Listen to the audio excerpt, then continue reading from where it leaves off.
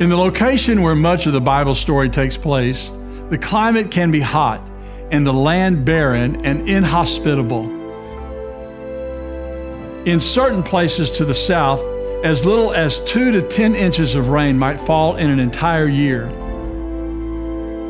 The Dead Sea is lifeless, and temperatures in the Judean desert have been known to reach as high as 129 degrees. So why then did God describe the Promised Land as a land flowing with milk and honey?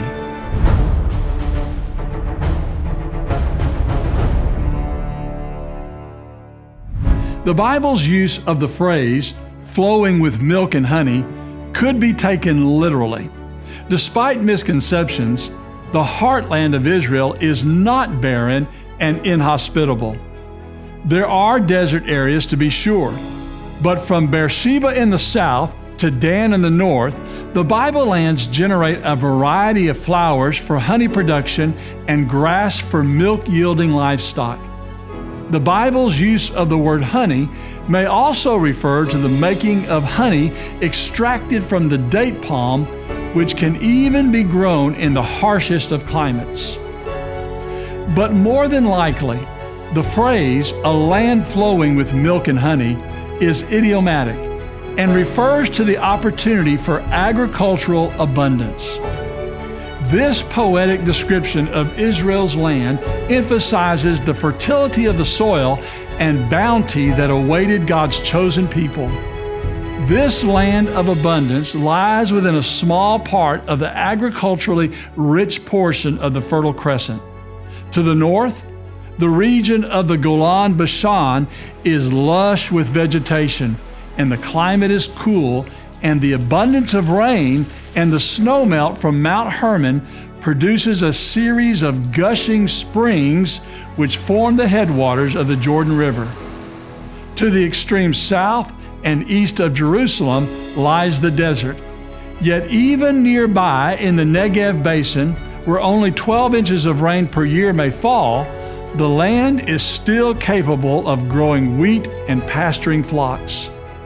As one moves to the center, evidence of the land's production can still be seen today in the many fruits and vegetables still being harvested, just as they were in Bible times. Olive trees, grape vineyards, pomegranates, and numerous herbs and spices are still being grown in abundance.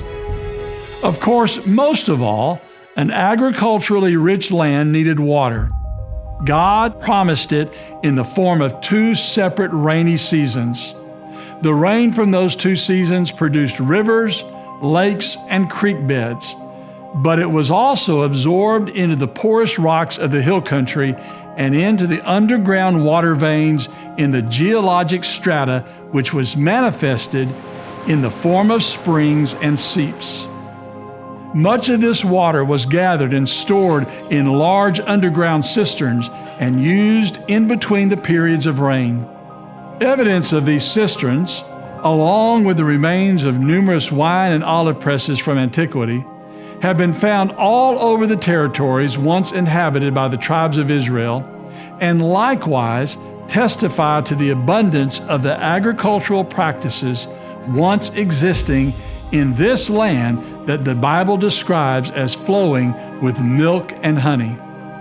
The rich soil of the region, a climate for growing, and the pervasive presence of an agriculturally productive society are but another example of the reliability of the Bible and the marvelous connection between faith and fact right here in the land of the Bible.